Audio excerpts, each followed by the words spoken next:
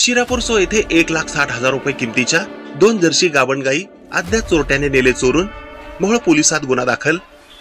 फिर्यादी चंद्रकांत मारुती नेटके वय वर्ष 56 राहणार शिरापूर तालुका मोहोळ यांनी मोहोळ पोलीस ठाण्यात दिलेल्या फिर्यादीनुसार 1,60,000 रुपये किमतीच्या 2 जर्सी गावण गाई दिनांक 10 फेब्रुवारी रोजी रात्री 12 वाजल्यापासून ते दिनांक 11 फेब्रुवारी 2024 रोजीच्या पहाटे 3 वाजल्याच्या दरम्यान फिर्यादीचे शिरापूर येथील शेती गट नंबर 260 मधील जनावरांच्या पत्राशेड मधून कोणीतरी अज्ञात चोरट्याने चोरून नेले आहेत.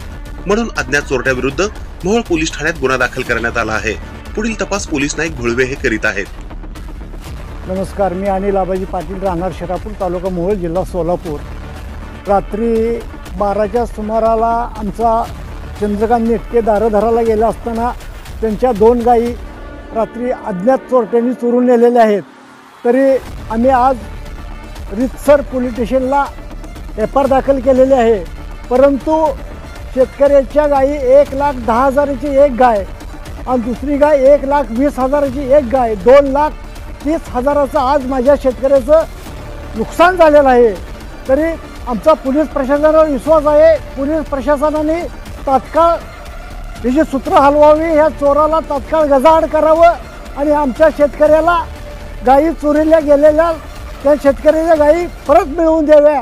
मी पोलीस प्रशासनाला सांगतो, मोहोळ तालुक्यात आत्तापर्यंत मोटार चोरी आणि गायी चोरी ह्या महिन्यात कमीत कमी 15 ते 20 घटना झालेल्या आहेत.